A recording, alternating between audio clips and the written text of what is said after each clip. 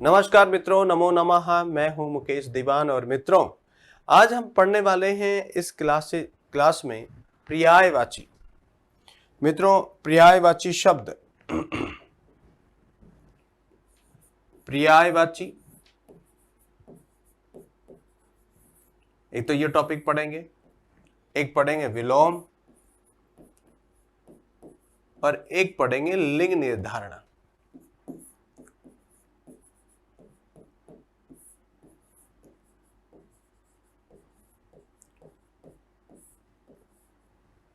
ये तीन टॉपिक हम इस क्लास में पढ़ेंगे। चलिए मित्रों, पर्यायवाची क्या होता है, विलोम क्या होता है और लिंग निर्धारण क्या होता है, यही चीज को हम इस क्लास में समझेंगे। मित्रों, पर्यायवाची का जैसे ही बात शुरू होती है कि पर्यायवाची क्या होता है, तो मित्रों सबसे पहले ये ध्यान रख लो, पर्याय का अर्थ होता है समानार्थी। समान अर्थ निकले, वही अर्थ जिसका है वही समानार्थी अपने आप में एक विशेष चीज है, लेकिन शब्द का वही अर्थ निकलना पर्यायवाची, अन्य शब्द के माध्यम से वही अर्थ। वही कहा विलोम क्या होता है। मित्रों, विलोम का अर्थ होता है कि अपने ही अर्थ का विपरीत कहना, अपने अर्थ का विपरीत कहना विलोम कहलाता है। वही आता है लिंग निर्धारण कि सब किस शब्द में कौन सा लिंग होगा, ये कैसे पता चले। तो सबसे पहले हम टॉपिक लेते हैं पर्यायवाची। तो हम इसको टॉपिक वाइज को सीधा सा एक क्रम में यहां लिखेंगे और इस टॉपिक में जो हम पढ़ाने वाला हूं मैं, वो टॉपिक सबसे पहला है आपका पर्यायवाची, पर्यायवाची शब्द।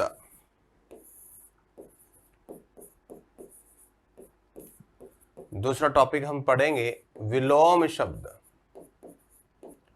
विलोम शब्द। और तीसरा हम पढ़ेंगे लिंग निर्धारण, लिंग निर्धारणम।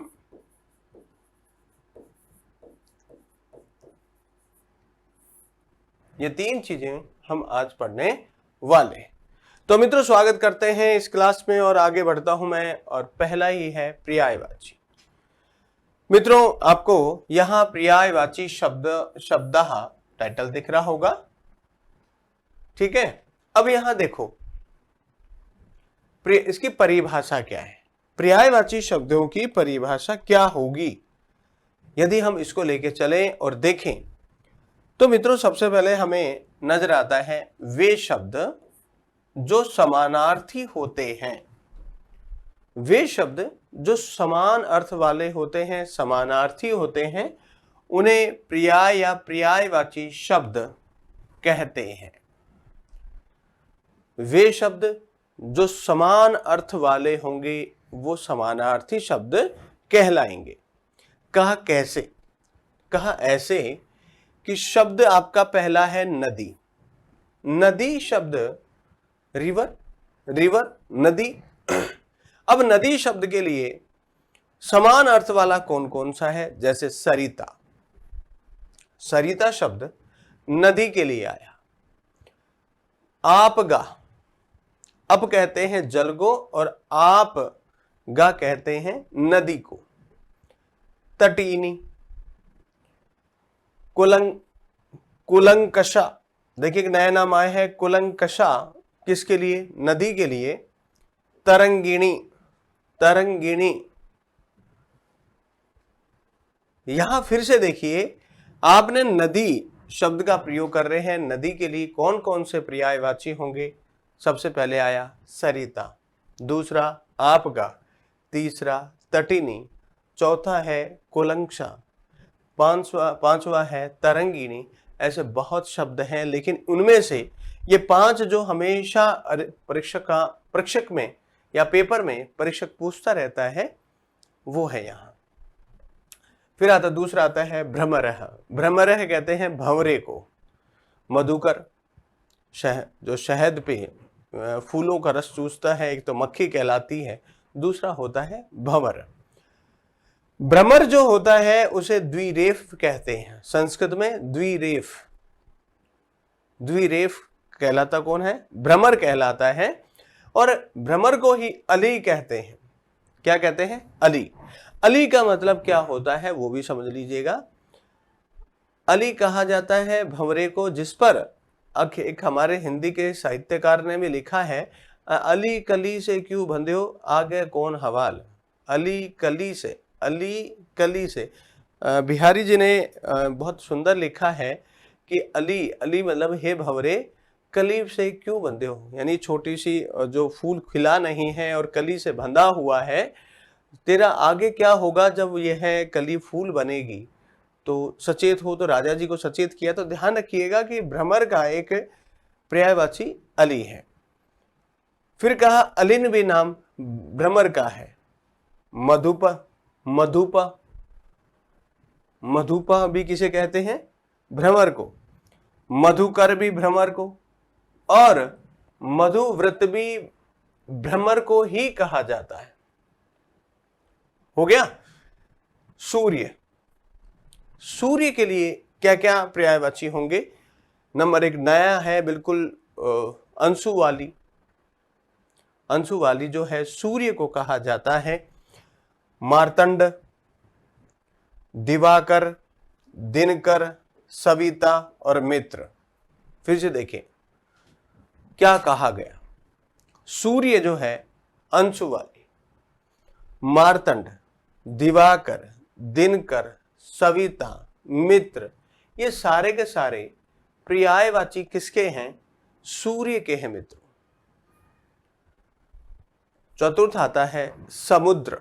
समुद्र, समुद्र के लिए रत्नाकर, अमृत निधि, क्षीर निधि, जल निधि, ये सारे शब्द समुद्र के लिए आते हैं।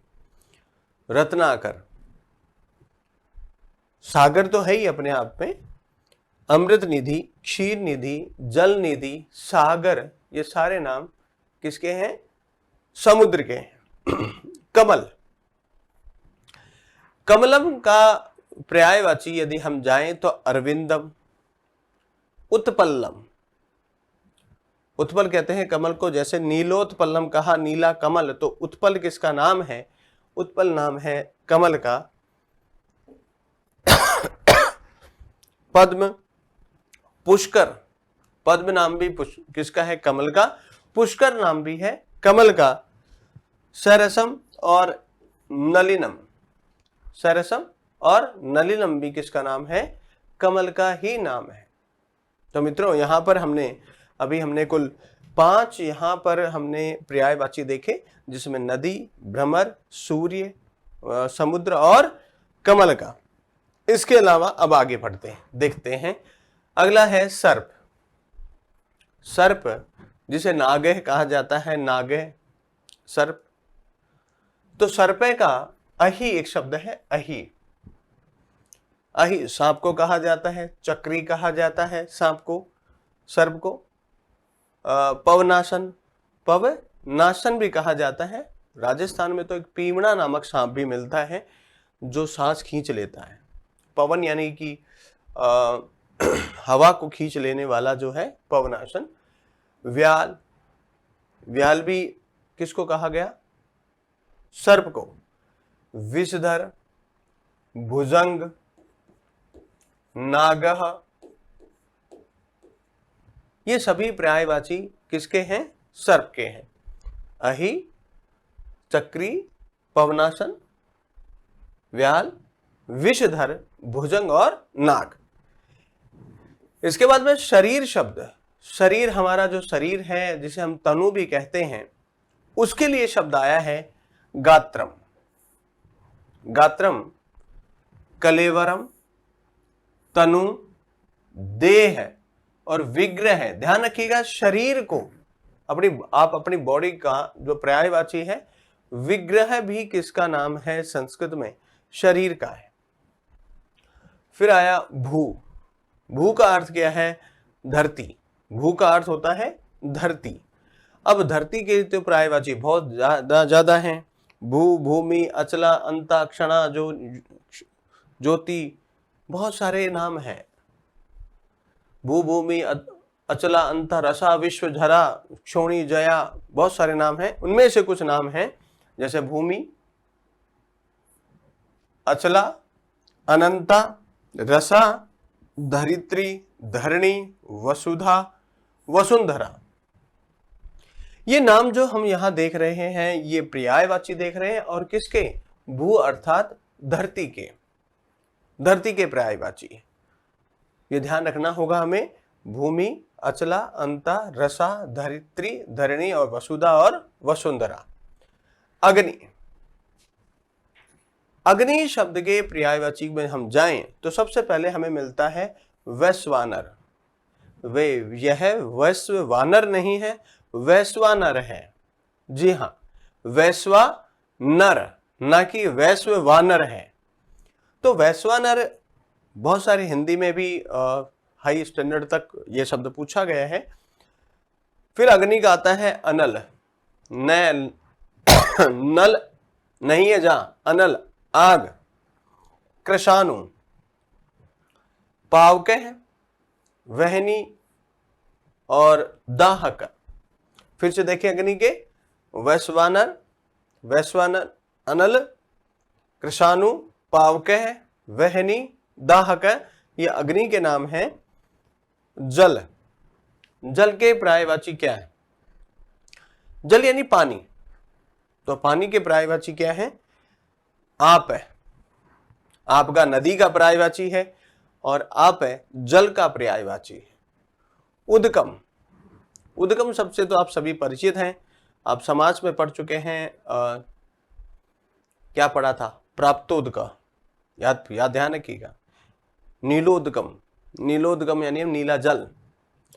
नीरद, वारी, सलिलम, पय, ये सारे नाम जल के पर्यायवाची हैं, जल के पर्यायवाची हैं। आप है, उद्गम, नीर, नीरम, वारी, सलिलम, पय। इसी प्रकार यदि हम देखें तो वायु के पर्यायवाची क्या होंगे? वायु यानी हवा। तो वायु का अनिल कहा, क्या कहा? अनिल।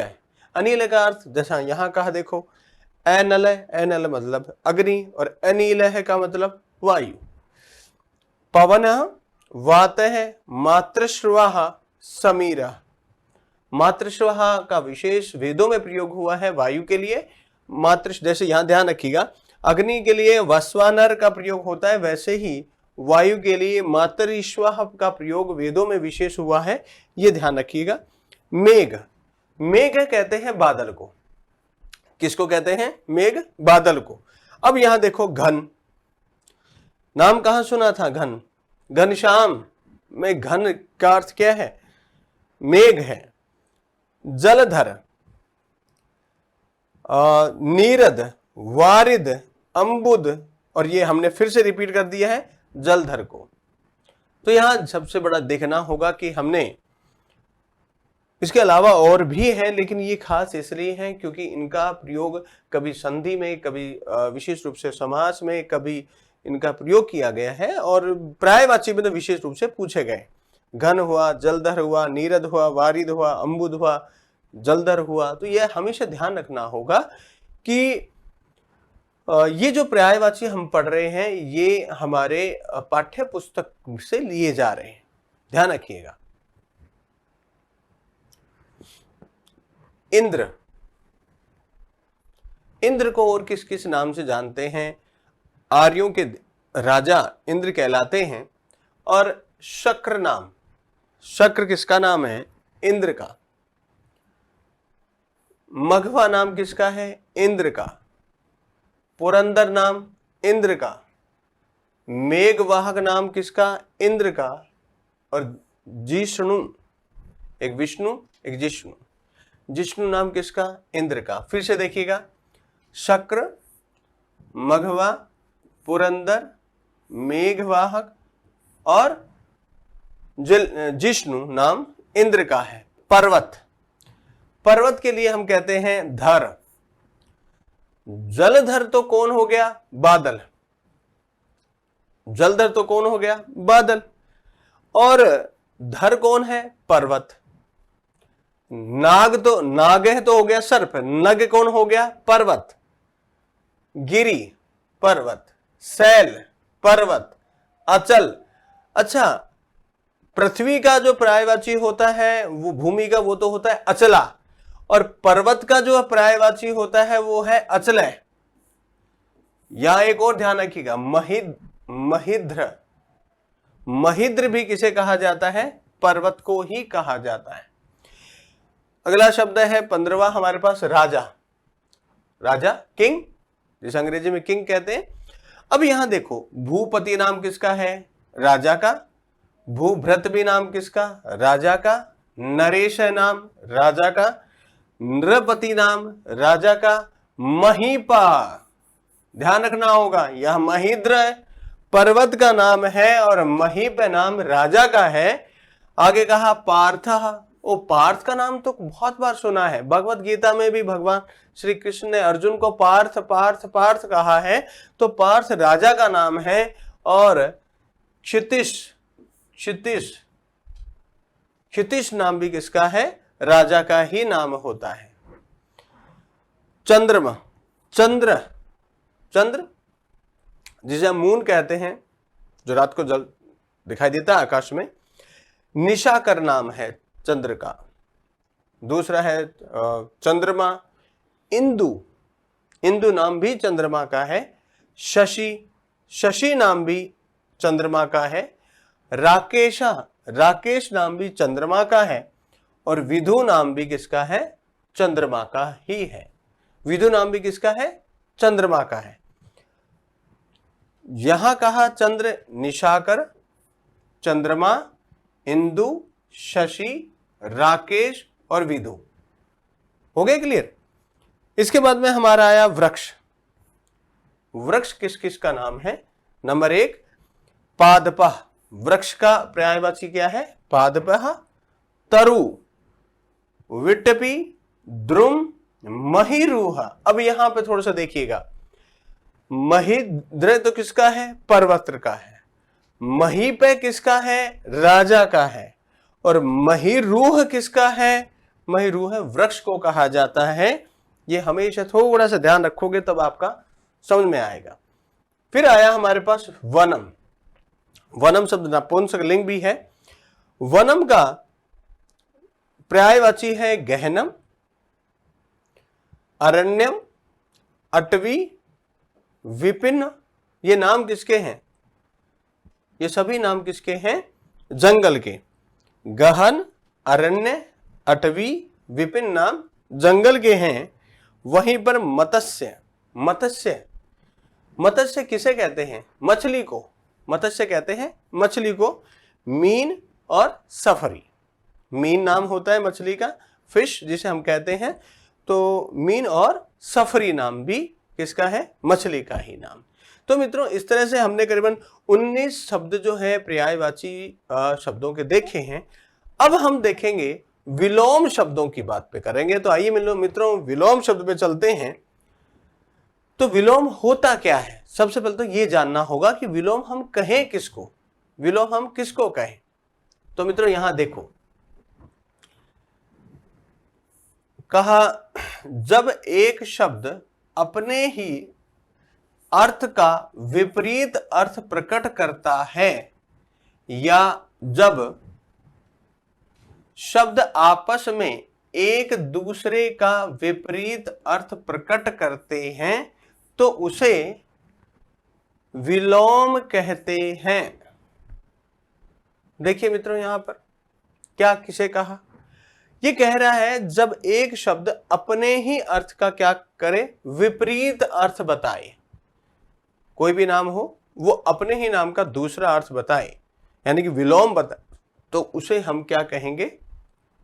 विपरीत अर्थ बताने वाले को विलोम। कैसे? मेरे पास उदाहरण है अवनति। अवनति मतलब नीचे की ओर गिरना। उन्नति विकास करना, विकास करना, ऊपर की ओर चलना। इसी तरह एनृता, एनृता का क्या बन रहा है? सत्या। अब इस पे चलते हैं मित्रों। यहां पर छोटी छोटी चीजों पर हमें यहां ध्यान रखना होगा कि अनृता क्या होता है। देखिए मैं यहां दिखाता हूं, एक होता है रितम, उसका होता है अनरितम। अब कहा जहां रितम अनरितम, ठीक है, सत्यम अनृतम, असत्यम असत्यम रितम। आइए मित्रों, छोटा सा हम इसमें इसको समझाने की कोशिश कर रहा हूं। भाई यहां अनृता है, मैंने यहां अनृतम लिखा है, ठीक। रितम का अर्थ क्या होता है? रितम का अर्थ होता है सत्य, तो अनृतम का अर्थ क्या होगा? असत्य। सत्यम का विलोम क्या हो सकता है? अनृतम। और असत्य का विलोम क्या हो सकता है? रितम, सत्य। तो यह इसी प्रकार यहां भी मैंने लिखा है अनृता का सत्य। अधर्म का कौन होगा विलोम? धर्म। अल्पज्ञ का क्या करें? बहुज्ञ। अप्रसिद्ध का क्या करें? प्रसिद्धम। अधय का क्या रखें? ऊर्ध्व। अधय का क्या रखें? ऊर्ध्व। फिर आ जाओ यहां पर,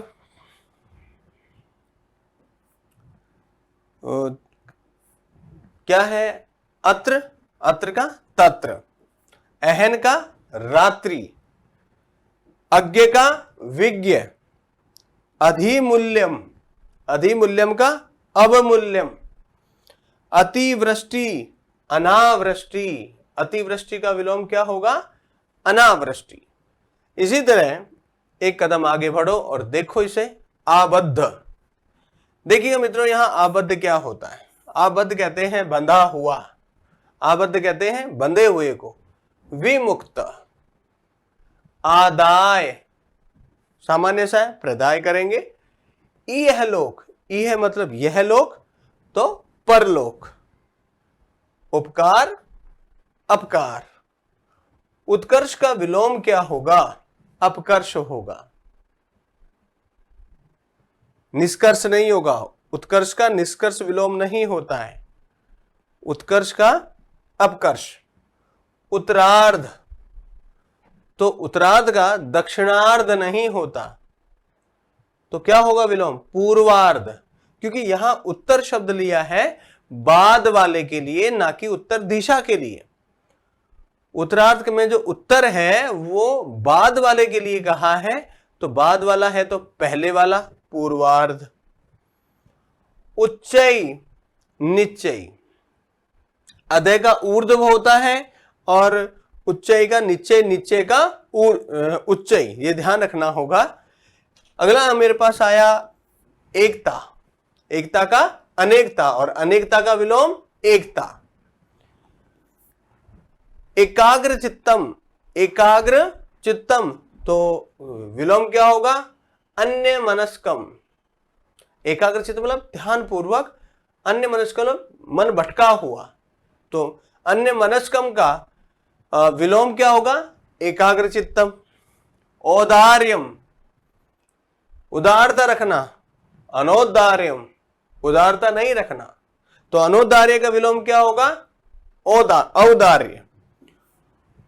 उपसर्ग, उपसर्ग का विलोम क्या होगा? उपसर्ग पहले लगता है तो बाद में क्या लगता है? प्रत्यय, और प्रत्यय का विलोम उपसर्ग। कठोर, कठोरम का विलोम मृदु या फिर कोमलम होगा, या तो मृदु होगा या फिर कोमलम होगा कठोरम का। कृतज्ञ, कृतज्ञ मतलब कृतज्ञ मतलब होता है एहसान मानना, और कृतज्ञ का मतलब एहसान नहीं मानने वाला, तो कृतज्ञ, कृतज्ञ। खंडनम, किसी चीज का खंडन कर दिया। मंडनम, मंडन मानना, तो मंडनम का विलोम क्या होगा? खंडनम। दोनों एक दूसरे के विलोम में।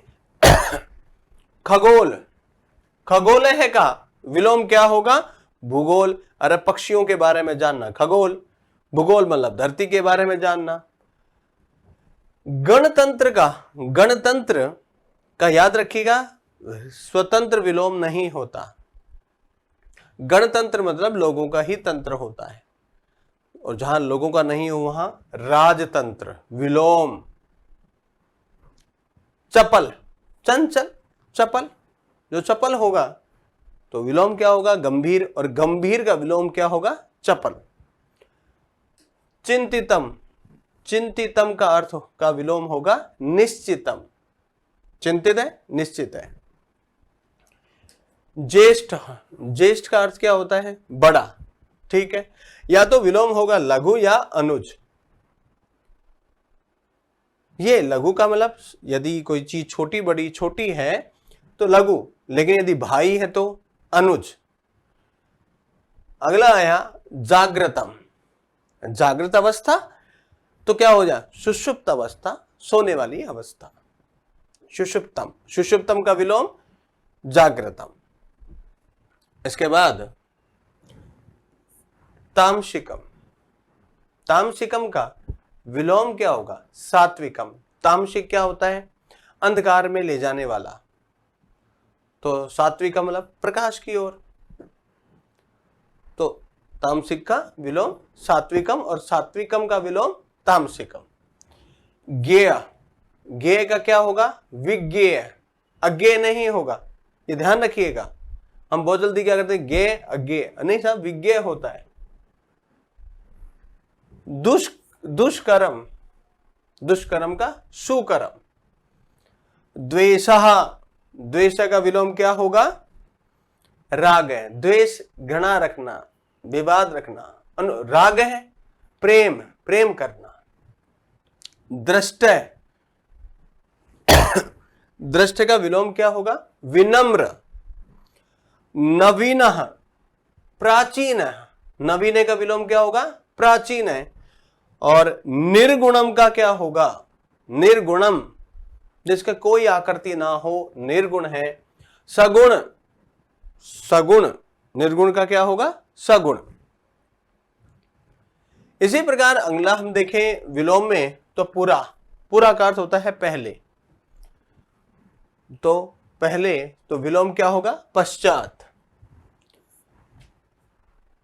प्रकाशय का विलोम क्या होगा? प्रकाशय का तम, तम होगा। पल्लवन, पल्लवन मतलब विस्तार, पल्लवनम विस्तार करना, संक्षेपणम छोटा करना। प्रज्ञ, बुद्धिशाली व्यक्ति। मूढ़, मूर्ख।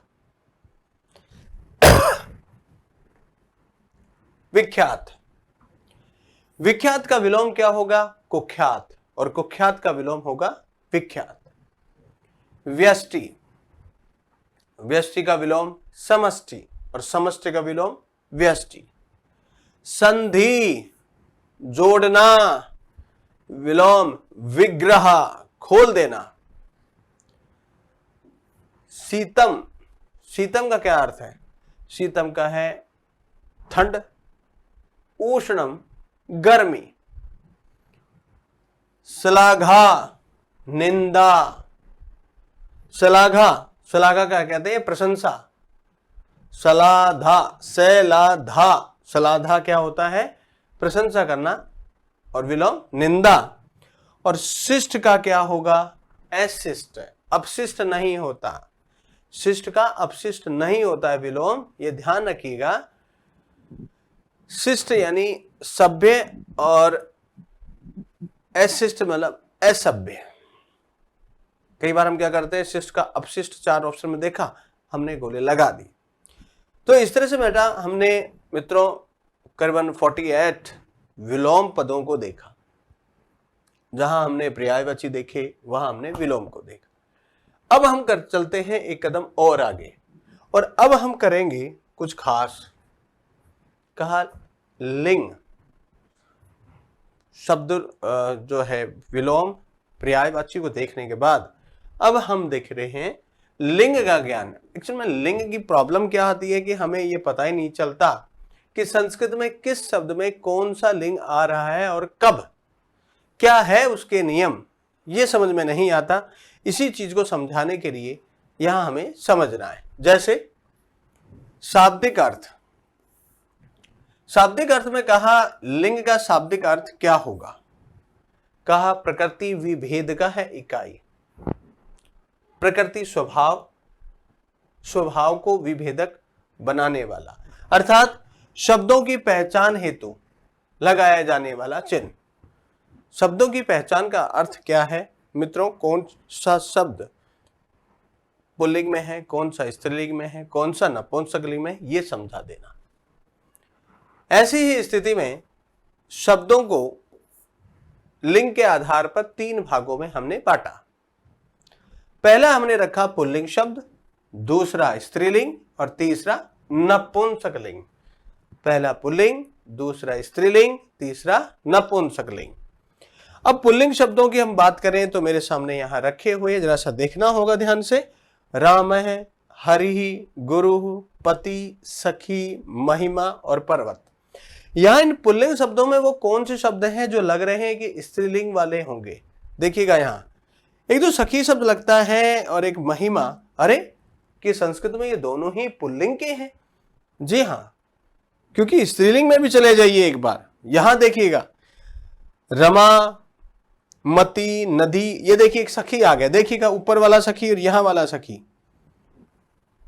दोनों सखियों में अंतर है, वहां छोटी है यहां बड़ी है। धेनु, नदी।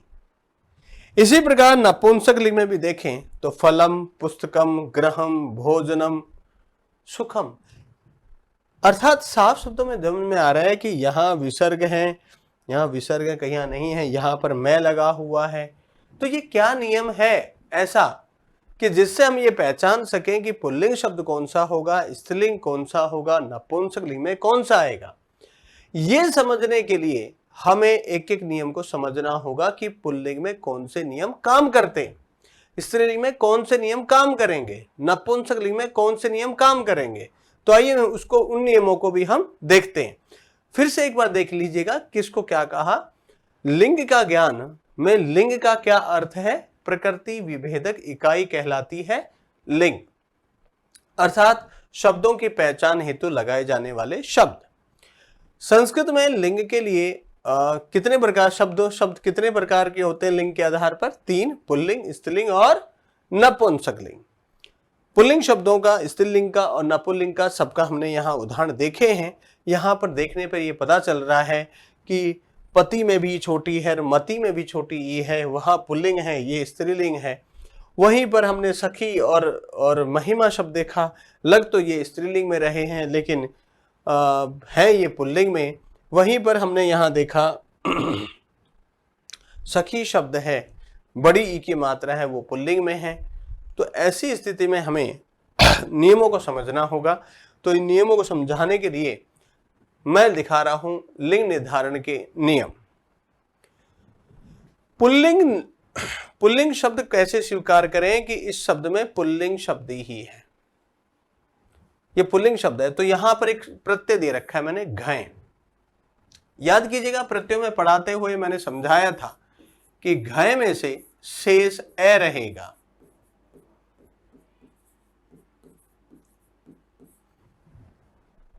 ठीक है। अब कहा घय प्रत्यय से बने सभी शब्द सदैव पुल्लिंग में रहेंगे, यानी घय प्रत्यय से बनने वाले जितने भी शब्द हैं वो सदैव पुल्लिंग में रहेंगे। कैसे रहेंगे साहब, वो भी बताओ। तो आइएगा, जैसे वेद शब्द है, वेद शब्द है, यहां पर प्रत्ययों की बात नहीं करूंगा लेकिन फिर भी ध्यान रखें, विद धातु घय प्रत्यय लगाया तो वेद है बनता है और यह पुल्लिंग में रहेगा। वेद हो चाहे उपवेद हो, चाहे आपका राम शब्द हो, चाहे आराम शब्द हो, चाहे विवाह शब्द हो, संतोष शब्द हो, काय शरीर शब्द हो, इसके अलावा रोग शब्द हो, भोग शब्द हो, योग शब्द हो, ये सारे के सारे शब्द पुल्लिंग में ही रहेंगे। देखिए मैंने कितने लिख डाले एक साथ में। ये सभी शब्द पुल्लिंग में ही रहेंगे क्योंकि इनमें सभी में घय प्रत्यय का प्रयोग हुआ है। फिर आता है हमारा सेकंड नंबर का, कहा एक संस्कृत में की प्रत्यय। प्रत्यय कौन सा है? की। इस की प्रत्यय में मैं यहां की प्रत्यय में बता दूं, की में से शेष ई रहता है। की में से केवल शेष ई रहेगा और जब बचेगा तो यहां पर कुछ शब्द बनेंगे जैसे संधि, विधि, निधि, वारिधि, अंबुधि, जलधि, पुल्लिंग शब्द हैं। जी हां, और भी मैं यहां शब्दों को लिख देता हूं ताकि आपको समझ में आ जाए। लीजिए, जलधि, ये भी शब्द क्या है? पुल्लिंग का है। तो यहां हमने विशेष रूप से देखा की प्रत्यय, जैसे संधि शब्द है, कई बार ये हमेशा समझ में आता है कि जो संधि शब्द है वो संधि की जा रही है। हिंदी में तो हम ये बोलते हैं, लेकिन संस्कृत में कहा जाएगा संधि किया जा रहा है, की जा रही नहीं है, क्योंकि ये पुल्लिंग शब्द है। क्यों? क्योंकि की प्रत्यय है। विधि शब्द, निधि में की प्रत्यय है, वारिधि में, अंबुधि, जल्दी, सब में की प्रत्यय है। इसके बाद में मित्रों हम यहां चलते हैं नंग, नय, इसमें केवल शेष न रहेगा, इसमें केवल न रहता है। और कहा नए प्रत्यय से बनने वाले सभी शब्द पुल्लिंग में ही रहेंगे। कहा कैसे? तो देखो, स्वप्न शब्द में न प्रत्यय लगा है, न, इसीलिए पुल्लिंग में है। यत्न हुआ, प्रश्न हुआ, विषण हुआ, और भी दिखाएं तो यहां देखो, मैं और दिखा देता हूं। यहां पर प्रयत्न शब्द हुआ, उन्नत शब्द हुआ, उन्नत, पक्का? उन्नत तो कैसे होगा? उत्पन्न, यही ना? कहा साहब उत्पन्न जो शब्द है वो भी है क्या? भाई यहां पर ये उत्पन्न शब्द तो पुल्लिंग में है कि, लेकिन यहां पर ये पूरा ये जो शब्द है उत्पन्न, कहा साहब मैं तो उत्पन्न को भी न लगता है तो। लेकिन मित्रों यहां ध्यान रखना होगा, यहां न प्रत्यय नहीं है, इसीलिए उत्पन्न शब्द पुल्लिंग में तो है लेकिन स्त्री नपुल्लिंग में भी जाएगा, क्योंकि यहां एक प्रत्यय क्वत प्रत्यय लगता है, भूतकालीन में कत प्रत्यय। ठीक है ना? तो यहां ध्यान रखना होगा कि उत्पन्न शब्द तो पुल्लिंग में है लेकिन यहां नए प्रत्यय नहीं है। स्वप्न है, यत्न है, प्रश्न है, विषण है, प्रयत्न है, इन सब में पुल्लिंग शब्द है। ठीक है, अब आगे बढ़ जाओ।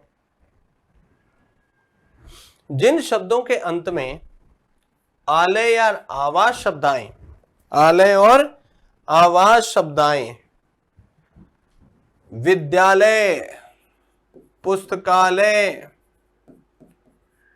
वाचनालय, नालय, देवालय,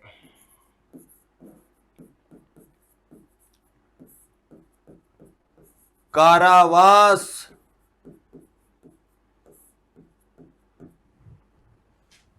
ये सारे शब्द पुल्लिंग में रहेंगे, क्योंकि आस, आवास और आलय शब्द जहां लगेगा वो पुल्लिंग में रहेंगे। हो गया हमारे पास एक नियम। और अगले वाला देखो, यहां क्या कह रहा है, कौन से वाले पुल्लिंग में रहेंगे? एक तो ग्रह और एक नक्षत्र। जितने भी नक्षत्र हैं और ग्रह जितने भी हैं उन सभी के नाम पुल्लिंग में ही रहेंगे, ग्रहों का भी और नक्षत्रों के भी।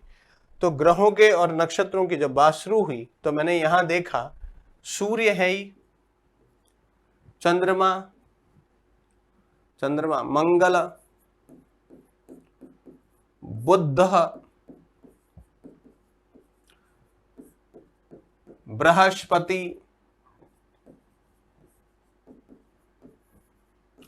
शुक्र, शनि, राहु, केतु, पुष्य,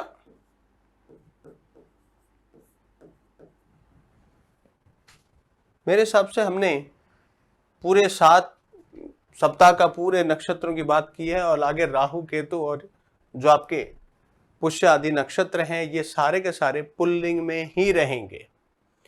लेकिन पुल्लिंग में रहेंगे वहां तो ठीक था, लेकिन ग्रहों में एक ग्रह ऐसा है जो स्त्रीलिंग में ही रहता है, और वो ग्रह है हमारा पृथ्वी शब्द। पृथ्वी शब्द, पृथ्वी शब्द के जितने भी पर्यायवाची हैं, पृथ्वी शब्द और पृथ्वी शब्द के जितने भी पर्यायवाची हैं, वो हमेशा किस में रहेंगे?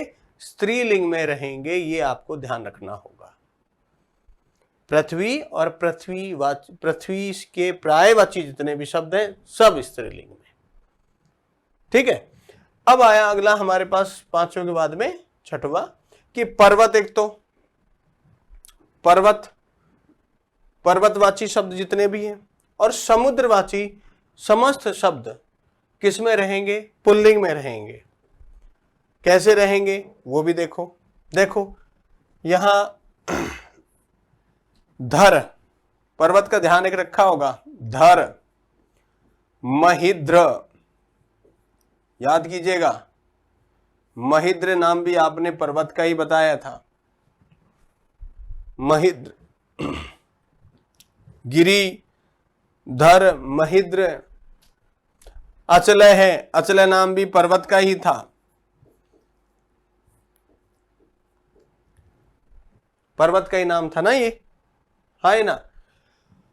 और सागरः, समुद्र, समुद्र का जो है समुद्र है, रत्नाकर, क्षीरनिधि, अंबुधि, जलधि, ये सारे के सारे नाम किसके रहेंगे?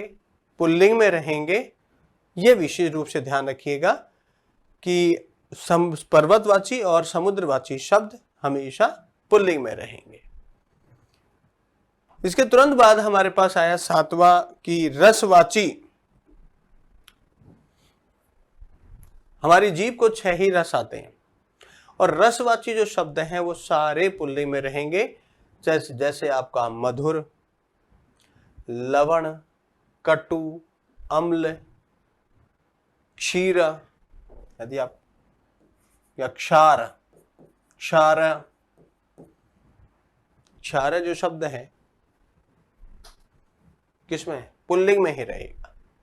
वहीं कहा पुरुष जातिवाचक, यानी पुरुष जाति से संबंधित जितने भी शब्द हैं जिससे पुरुष जाति का बोध होता हो, वो सारे के सारे पुल्लिंग में ही रहेंगे। जैसे बालकः, नरः, सिंहः, राजा, काकय, मरु, मोहनः, कृष्णः, गोपालः, ये सारे शब्द किस में रहेंगे? पुल्लिंग में। देव एवं असुरवाची जितने भी शब्द हैं, देवताओं से रिलेटेड, और देवता हैं वो भी जो शब्द किस में रहेंगे? पुल्लिंग में। और उससे बनने वाले शब्द भी पुल्लिंग में रहेंगे। किससे? देव और असुर।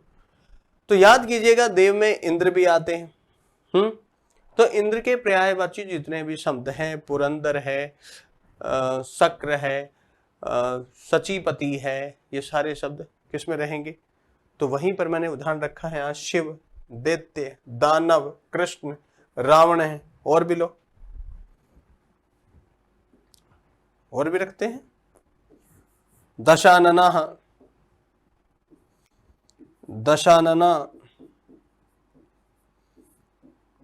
कंस, पुरंदर,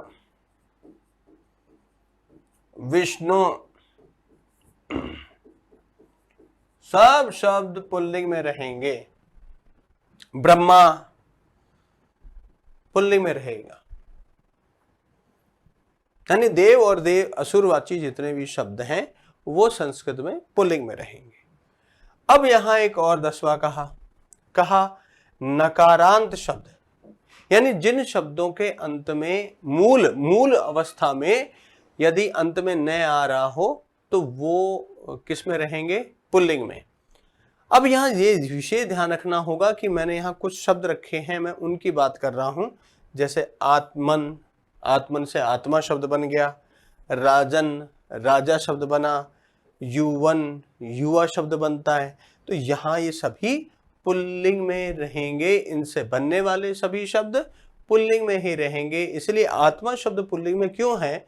क्योंकि नकारांत जो शब्द हैं ये पुल्लिंग में रहेगा। इसके बाद में आता है स्त्रीलिंग में, कि सब हम स्त्रीलिंग में कैसे पहचाने, हम स्त्रीलिंग में कैसे जाने कि यह स्त्रीलिंग का बनेगा। तो मित्रों यहां भी प्रत्ययों का खेल है सारा का सारा। कहा तल प्रत्यय, संस्कृत में तल प्रत्यय से बना हुआ कोई भी शब्द है वो हमेशा स्त्रीलिंग में ही रहेगा। मैंने यहां उदाहरण तो लिखा है कि देखिएगा, मैंने यहां रखा है देव, तल प्रत्यय लगाया, देवता। तो देवता जो शब्द है उसमें तल प्रत्यय होने की वजह से ये संस्कृत में स्त्रीलिंग में रहेगा। इसके अलावा जनता, बंधुता, मित्रता, कविता, शत्रुता, लघुता,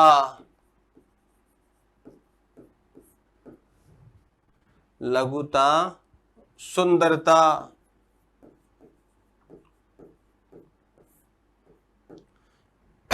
बंधुता हो गया, जनता हो गया, ग्रामता, पटुता, सारे के सारे। अब यहां सबसे बड़ी चीज को ध्यान रखना है, कई बार हम गलती कर देते हैं, जहां ता लगा वो सारे स्त्रीलिंग। नहीं भाई, नहीं नहीं नहीं नहीं, जहां अंत में ता लग जाए वो सारे स्त्रीलिंग नहीं हो सकते। तो क्या कौन होंगे स्त्रीलिंग? यदि शब्द हो, पहले शब्द हो और बाद में ता हो। कैसे? अरे मेरे पास देव शब्द था भाई, उसके बाद ता लग रहा है, देवता। नहीं तो बहुत बड़ी समस्या हो जाएगी। क्यों? देखो मैं दिखाता हूं। बोले मैंने तो लगाया सभी धनता, तो सभी क्या होता है? सभी तो कोई शब्द ही नहीं है, सभी कोई शब्द है ही नहीं। तो कैसे आपने इसको तल प्रत्यय लगा दिया? यहां तो नहीं लगा, सविता में तो नहीं लगा। सविता तो पुल्लिंग शब्द होता है, सविता शब्द पुल्लिंग होगा क्योंकि यहां त्रिच प्रत्यय लगता है। कौन सा प्रत्यय लगता है? त्रिच प्रत्यय। तो यहां विशेष रूप से आपको ध्यान रखना होगा कब होगा, ठीक है? क्योंकि ये छोटी छोटी चीजें हमें बहुत ध्यान रखनी होगी, तभी जाकर के हम यहां समझ पाएंगे। दूसरा कहा क्वितिन प्रत्यय से बनने वाले। देखिए यहां अगला प्रत्यय है क्वितिन।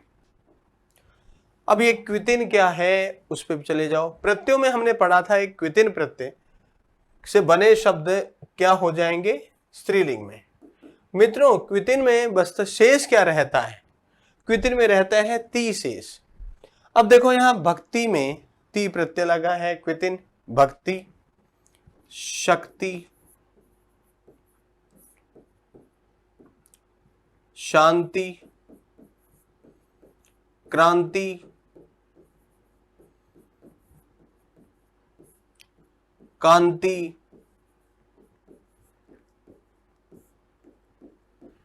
बुद्धि,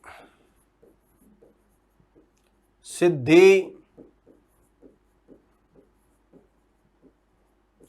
रिद्धि, वृद्धि आदि।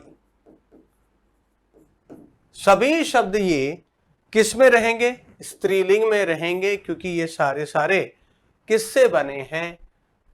क्वितिन प्रत्यय से ये बने हुए हैं, इसीलिए ये सारे स्त्रीलिंग में रहेंगे। तीसरा आया हमारे पास णीप प्रत्यय। णीप प्रत्यय से बने हुए सभी शब्द स्त्रीलिंग में रहेंगे। णीप में से सी शेष क्या बचेगा? ई शेष। इसमें शेष बच रहा था ती। देखिए दिमाग में सही। अब यहां देखो, उदाहरण अष्टाध्यायी, पंचमूली, चलो पंचमूली, पंचवटी, पंचवटी, शताब्दी, भवती, रूपवती, गोमती, श्रीमती,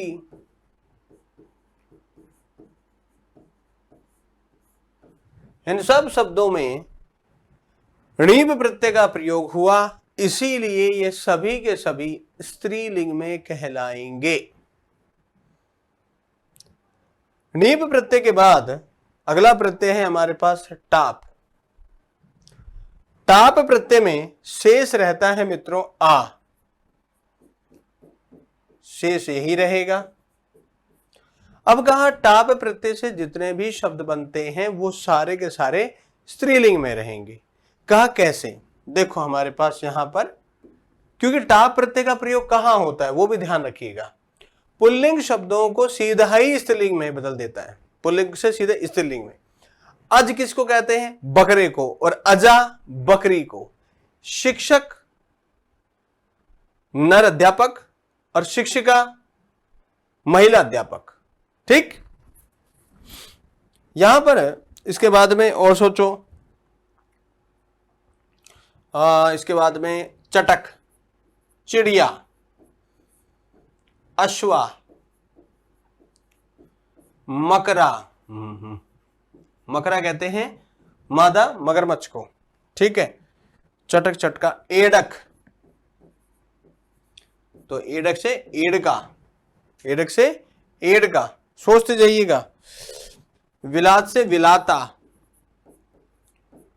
विलाता, यानी कि यहां जो शब्द हम बना रहे हैं वो ऐसे शब्द हैं जो टाप प्रत्यय से स्त्रीलिंग में बनते हैं। चटका हो गया, अश्वा हो गया, और भी ऐसे शब्द देखें, एडक है, चटक है, शिक्षक, हाँ अध्यापिका, अध्यापिका, ये सभी शब्द टाप प्रत्यय से बने हुए हैं, इसलिए सारे सारे स्त्रीलिंग में रहेंगे। ये हमारे पास चौथा नियम आया, तल, नीप, क्वितिन, णीप और टाप से। इसके अलावा और कैसे समझे? कहा और भी देखें, हमारे पास यहां तिथियों की बात आती है। कहा जितनी भी तिथियां हैं आपकी वो सभी स्त्रीलिंग में रहेंगी। जैसे प्रतिस्पदा, प्रतिपदा, यहां मैंने सबसे पहले लिखा है प्रथमा तिथि, द्वितीया तिथि, तृतीया। अरे एक और कारक में विभक्ति है, वहीं पर ये तिथियां भी तो हैं कि आज तृतीया हो गई, आज चौथ हो गई, चतुर्थी, पंचमी, षष्ठी, सप्तमी,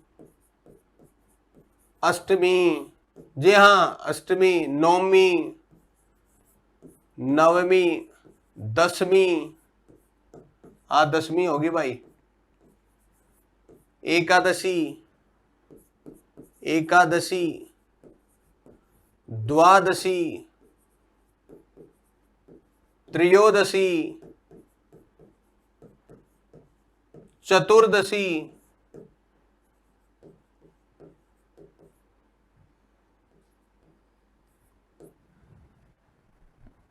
अमावस्या और पूर्णिमा, ये भी क्या है, सारी की सारी स्त्रीलिंग में। अमावस्या और अमावस्या, अमावस्या, ठीक है ना, अमावस्या और पूर्णिमा, पूर्णिमा सब स्त्रीलिंग में तिथियां हैं ये। अब कहा आपकी 20 से लेकर के 99 तक की जो संख्याएं हैं, 20 से लेकर 99 तक की जितनी भी संख्याएं हैं वो सारी की सारी स्त्रीलिंग में रहेंगी। कहा कैसे? ऐसे मित्रों, देखो 20 को क्या कहेंगे हम संस्कृत में, देखो देखते जाओ, जहां तक हमसे होगा हम लिखेंगे और समझेंगे। यहां से हटाओ इसे और 20 को लाओ यहां। 20 को संस्कृत में क्या कहेंगे? विंशति, स्त्रीलिंग में। 21 को एक विंशति,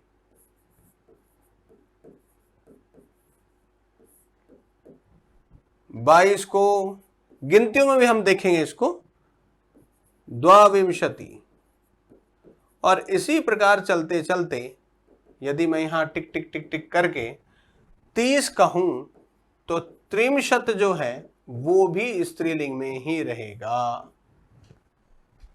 इसी प्रकार 31 से लेके चलूं, एक त्रिंशत, द्वात्रिंशत,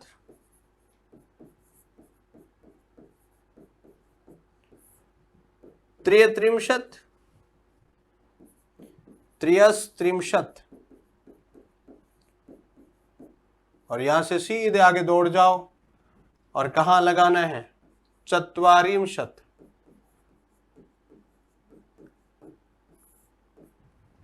सब की सारी संख्या किसमें? 20 से लेकर के, यदि मैं 41 से लूं तो एक चत्वारिंशत स्त्रीलिंग में रहेगा। एक हो गई, 3 हो गई 43,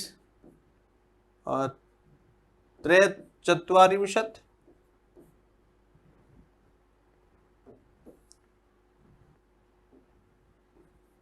चत्वारिंशत्, और भी लो, जैसे 46 हो गई।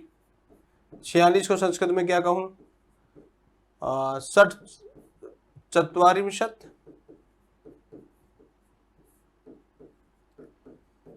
और 50 को 50, सब स्त्रीलिंग में सारी की सारी। 51 से एक 50, 5 को क्या कहोगे? 55 को 5 50, यानी ये सारी सारी स्त्रीलिंग में रहेंगी। फिर कहा आपके पास 60 को क्या कहोगे? 60, 66 को क्या कहोगे संस्कृत में?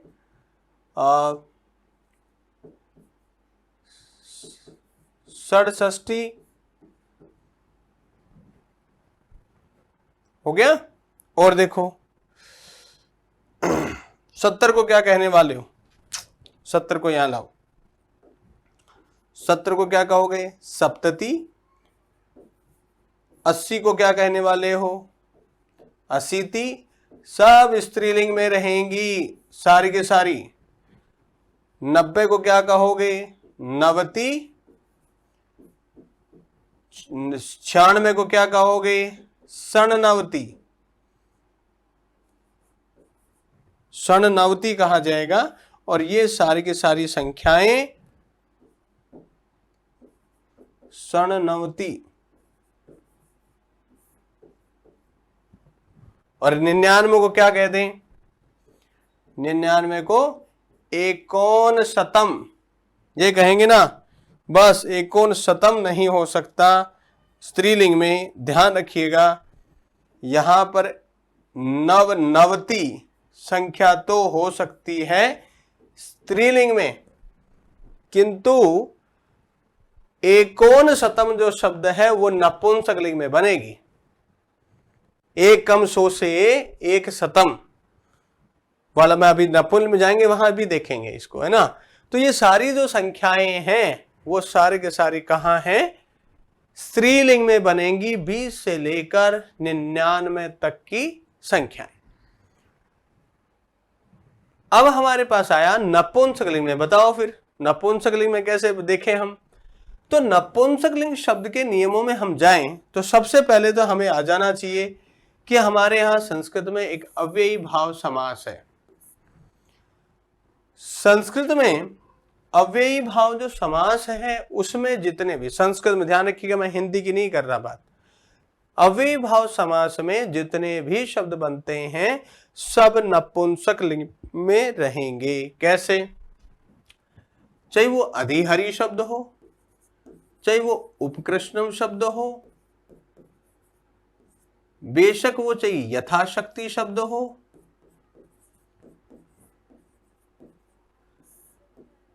यहां विसर्ग नहीं लगेगा ना, यस, विभक्ति का लोप हो जाता है, जैसा कि मैंने नियमों पूर्वक समझाया था।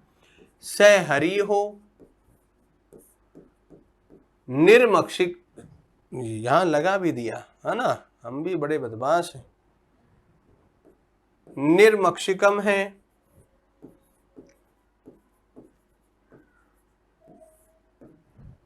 और बनाओ, अनुज्येष्ठम हो,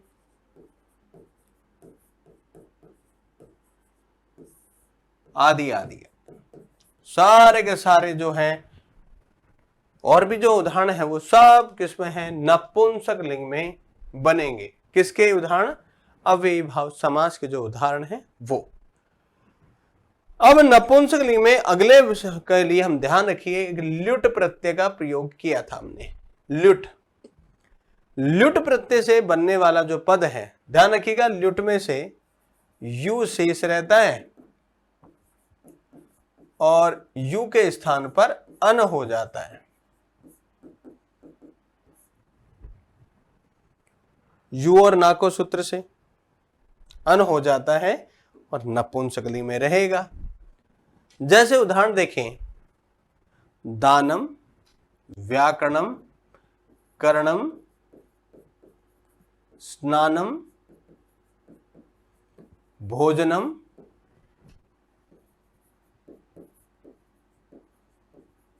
पानम, शिक्षणम,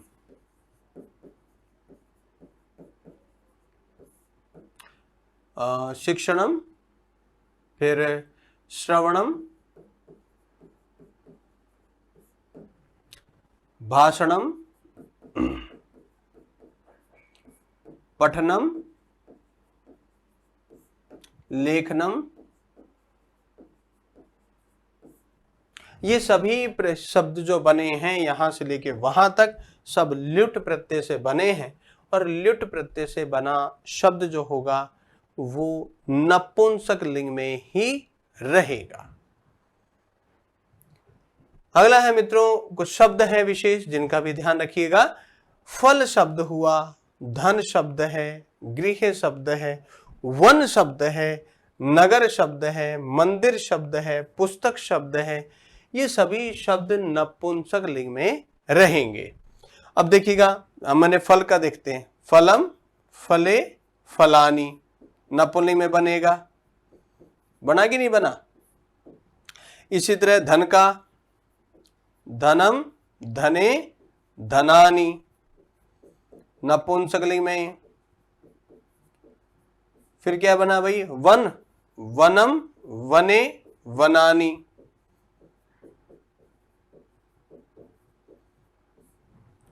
नगरम, नगरे, नगराणी, मंदिर का गृह नहीं आया क्या? गृह भी लेते हैं अभी, मंदिरम, मंदिरे, मंदिराणी,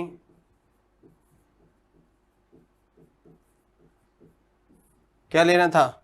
गृहम, ग्रहम, ग्रहे, गृहाणि, पुस्तकम, पुस्तके, पुस्तकानि।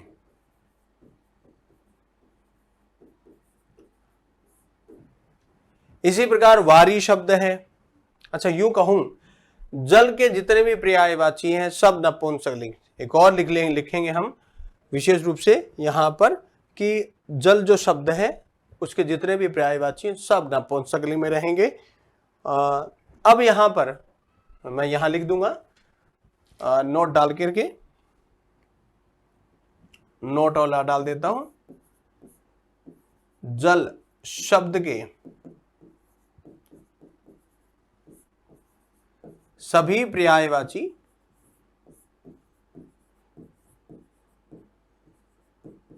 शब्द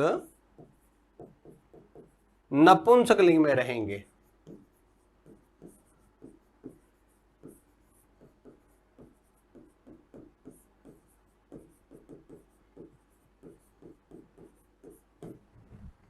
ठीक है। अब देखो कुछ शब्द और है, जैसे मनस है, पयस है, यशस है, चर्मन है, कर्मन है, नामन है, शीर्ष है।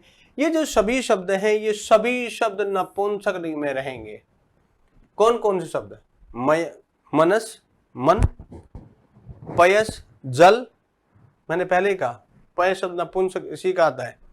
यश यश प्राप्ति करना, कर्म चर्म चमड़ी, कर्म कर्म करना, नाम किसी व्यक्ति का नाम विशेष, और कहा सिर शीर्ष। ये सभी नपुंसक लिंग शब्द हैं। इसलिए इनका जब रूप चलते हैं तो देखो क्या चलेगा, मन है, मनसी, मनानसी। नपुंसक लिंग में रूप यूं चलते हैं इनके। पय का क्या चलेगा, पय, पयसी, पयांसी। नपुंसक लिंग में ही बनेगा। चर्म चर्म,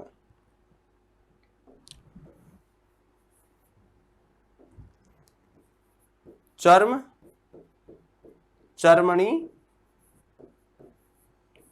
चर्माणी। कौन रह गया, यश रह गया क्या? हाँ यश रह गया शब्द, उसका भी ले लेते हैं क्योंकि वो भी एक खास है हमारे लिए। पहले इनका कर लेते हैं। कर्म, हाँ यहां विसर्ग नहीं होगी, कर्मणि कर्माणि। कर्म शब्द के प्रथमा के विसर्ग में विसर्ग नहीं होती, नाम शब्द में भी नहीं होती। नाम नामनी नामानी। और क्या रह गया आपका, यश, यशस को भी रख लो, यहां विसर्ग होगी, यश है, यशसी, यशांसी, यशांसी। तो देखिए मित्रों, कई बार हमें नाम शब्द के बारे में कई बार पूछा है। मम नाम गोपाल है अस्ति, तो नाम में भी विसर्ग लगा देता है परीक्षक। तो हमें ध्यान रखना होगा कि यह शब्द नपुंसकलिंग है, प्रथमा के एकवचन में विसर्ग नहीं आते हैं इसके। अब किसका और रह गया, चर्म हो गया, कर्म हो गया, ठीक है। शीर्ष, शीर्ष है, फिर क्या बनाओगे, शीर्षी, शीर्षांशी। अब कहा जलवाची जितने भी हैं, देखो आपके पास है नीरम, आप, पयस, नीर हो गया, नीर हो गया, जल, पयस, हमने 3 शब्द तो ये ले लिया है ना। तो इन शब्दों का हम यहां 3 ले लेते हैं। पहले तीनों शब्दों ही देखिएगा, ये तीनों के तीनों ही किसमें हैं, नपुंसक लिंग में आएंगे। किसमें, नपुंसक लिंग में। तो ये विशेष रूप से हमें ध्यान रखना होगा कि नपुंसकलिंग में इनका प्रयोग होता है। अब कुछ नियम और देख ले। कहा लिंग निर्धारण के और कोई विशेष नियम है तो वो भी हम यहां जान ले। सबसे पहले ध्यान रखो, सखी शब्द है, यहां गायब कर दिया हमने, इसको लिख लेते हैं। अब ये जो सखी शब्द है ये पुल्लिंग में शब्द है, पुल्लिंग शब्द है भाई। सखी में ई छोटा है, ह्रस्व इकारांत,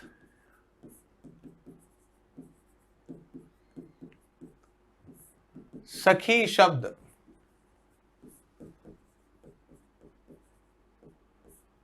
पुल्लिंग में रहेगा।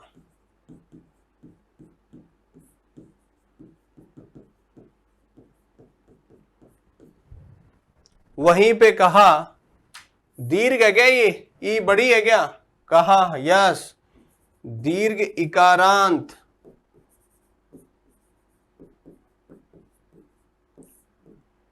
सखी शब्द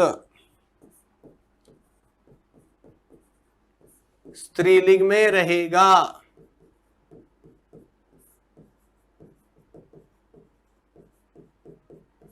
यह भी ध्यान लगा लीजिएगा। लेकिन यदि मित्र शब्द है और सूर्य के अर्थ में, यदि सूर्य के अर्थ में आ रहा है मित्र शब्द, ध्यान रखिएगा, मित्र शब्द सूर्य के अर्थ में आ रहा है तो रूप पुल्लिंग में चलेंगे। मित्र है, मित्रो, मित्रः, अर्थ क्या निकल रहा है, सूर्य। अर्थ क्या है, सूर्य।